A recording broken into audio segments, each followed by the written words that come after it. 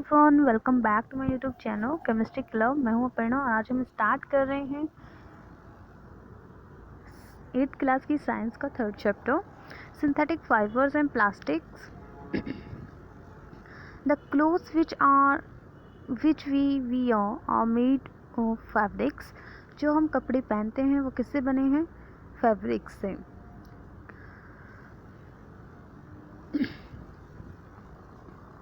Fabrics are made from the fibers obtained from the natural or artificial sources. Fabrics मतलब रेशम हमारा किससे बना है? रेशे से बना है। और रेशे किससे प्राप्त होते हैं हमें? नेचुरल और आर्टिफिशियल, प्राकृतिक और कृत्रिम सोर्सेज से।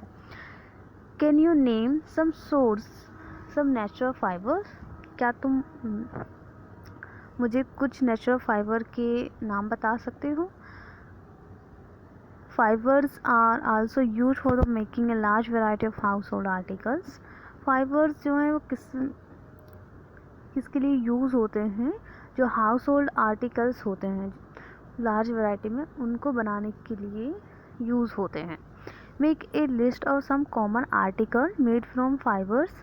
एक लिस्ट बनानी है किसके? फाइबर्स से जो बने हैं आर्टिकल्स, उनके बारे में।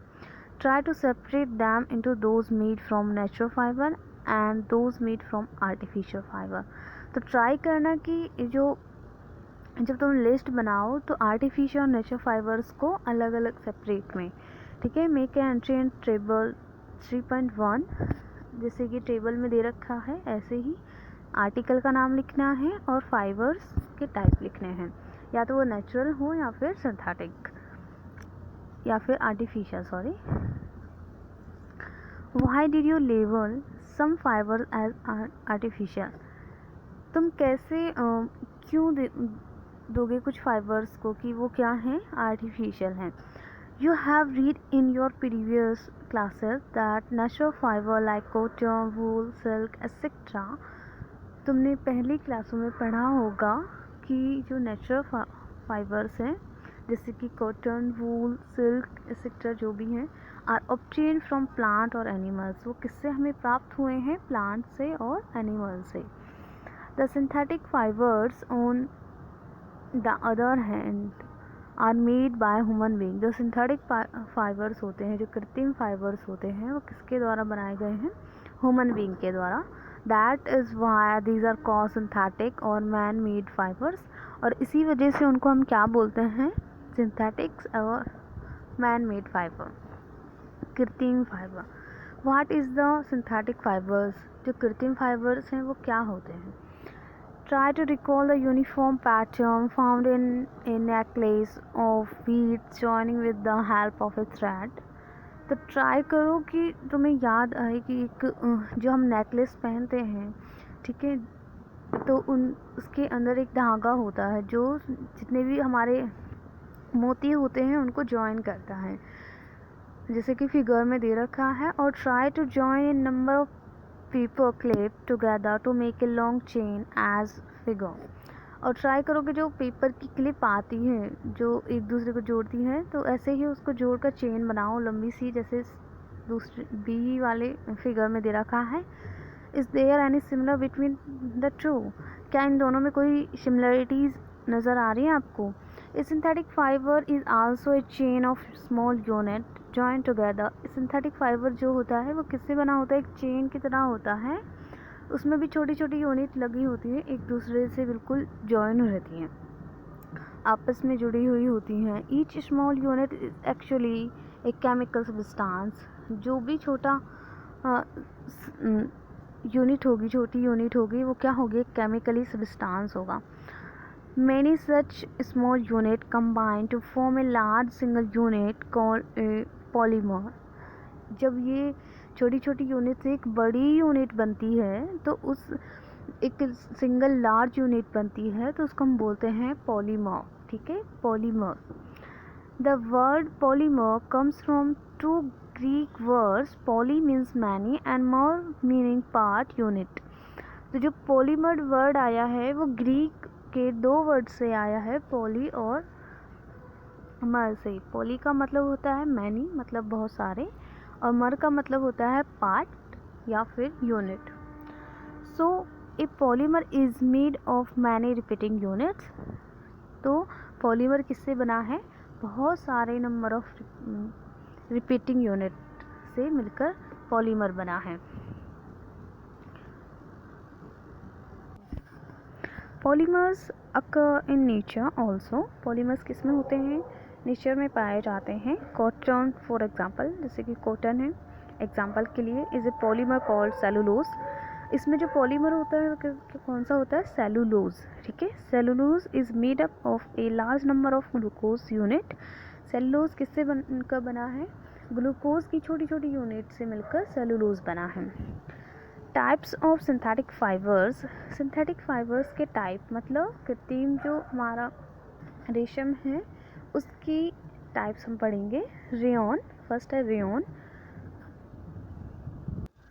You have read in class 7 that silk fiber obtained from silkworm was discovered in China and was kept as a closely guarded secret for a long time. तुमने क्लास 7th में पढ़ा होगा सिल्क फाइबर के बारे में, जो कि silk worm से आता है, जो कि चाइना में डिस्कवर्ड हुआ था। और उसको हम सीक्रेटली लॉन्ग टाइम तक रख सकते हैं। ठीक है। Fabric obtain from the silk fibre was very costly. Fabric जो है जब हम कहाँ से ऑब्टेन हम मिलता है हमें? सिल्क फाइबर से, जो कि बहुत ज़्यादा कॉस्टली होता है। But it's beautiful texture fascinated everybody. लेकिन जो इसका बनावट होती है इसकी, वो बहुत ही ज़्यादा सुंदर होती है, जो हर किसी को पसंद आ जाता है। Attempt were made to make silk artificially. और इसको कैसे हम बनाते हैं? Were made to make silk artificially, सिल्क बनाते हैं। Toward the end of the 19th century, 19th century के एंड में scientist were successful in obtaining a fiber having properties similar to that of silk. वैज्ञानिकों ने एक सिल्क जैसे ही similar fibre को ढूंढ लिया है, प्राप्त कर लिया है। Such a fibre was obtained by chemical treatment of wood pulp. जो लकड़ी का पल्प होता है उसके द्वारा केमिकली उसको बनाया है फाइबर को। This fibre was called rayon और आर्टिफिशियल सिल्क। और इस फाइबर को हम क्या बोलते हैं? आर्टिफिशियल सिल्क और रेयॉन। ऑल दो rayon is obtain from a natural source. जबकि ये जो रेयॉन है हम उसको कहाँ से प्राप्त कर सकते हैं? नेचुरल सोर्स से भी। वुड पल्प, जैसे कि वुड पल्प है। Yet it is a man made fibre. लेकिन ये क्या है? मैन मेड फाइबर है। It is a cheaper then silk and can be woven like silk fiber। और ये सिल्क से बहुत सस्ता होता है और इसको हम सिल्क की तरह मतलब बुन सकते हैं। It can also be died in a wide variety of colours. और इसमें हम बहुत सारे कलर्स की वैरायटी भी डाल सकते हैं। Rayon is mixed with cotton to make bed sheet और mixed with wool to make carpet. Rayon जो है कॉटन के साथ मिक्स होकर क्या बनाता है? बेड शीट बनाता है। और जो हमारी ऊन होती है उसके साथ मिलकर कारपेट बनाता है, जैसे कि इसमें नीचे दे रखा है, आप देख सकते हैं। सेकेंड है nylon. Nylon is another man made fibre. Nylon एक दूसरा मैन मेड फाइबर है। इन 1931 में it was made without using any natural raw material.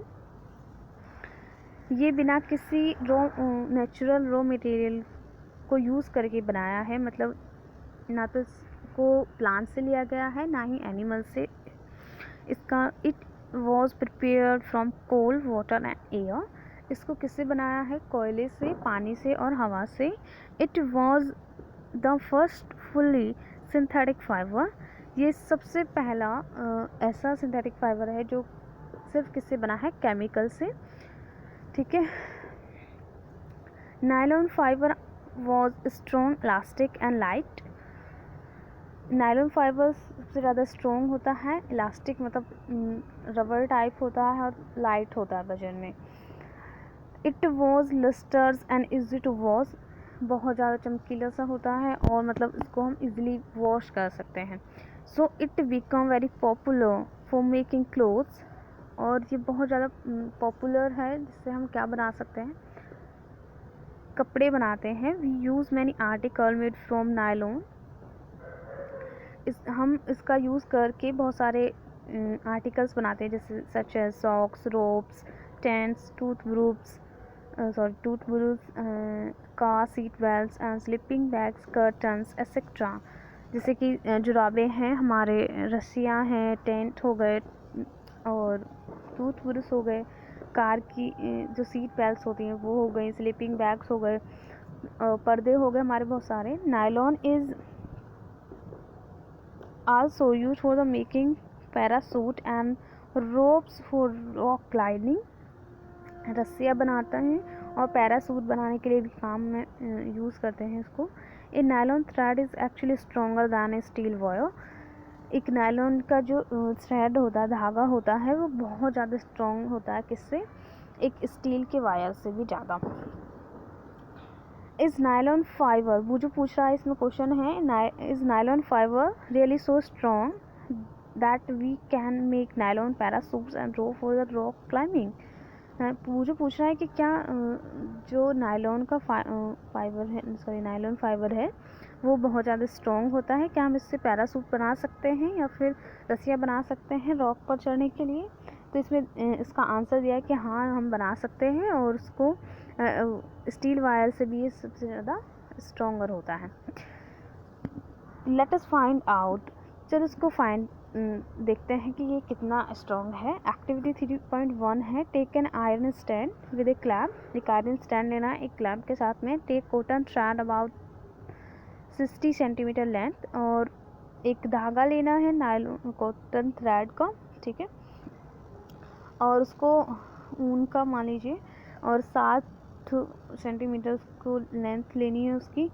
Tie it to the clamp so that it hang freely from as shown in front, और उसको freely हम उसको tie कर लेंगे, बांध देंगे, और उसको मतलब फ्रीली उसको छोड़ देंगे, जैसे कि फिगर में दिखाया है। At the free end suspense a pan so that the weight can be placed in it, और उसमें वेट रखेंगे हम, and weight one by one इसका वेट रखते जाएंगे इसके ऊपर, टिल द थ्रेड ब्रेक, जब तक हमारा जो धागा है उसको टूट ना जाए।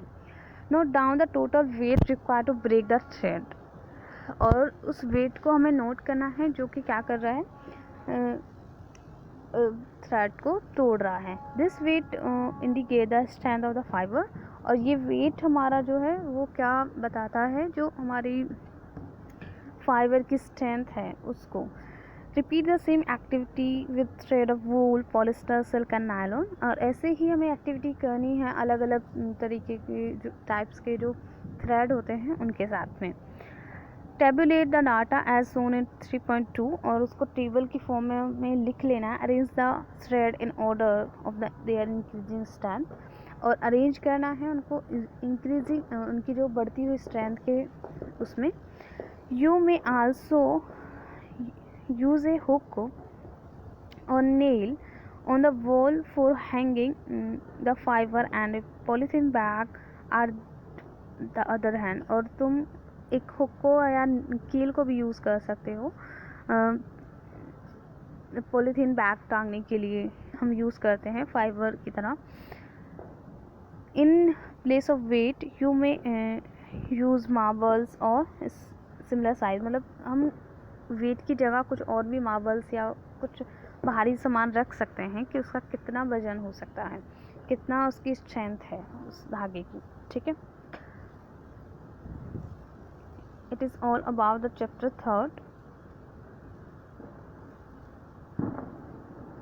आज की वीडियो के लिए इतना ही। नेक्स्ट हम पढ़ेंगे polyester and acrylic. If you enjoy my video, like my video, subscribe my channel. Thank you so much.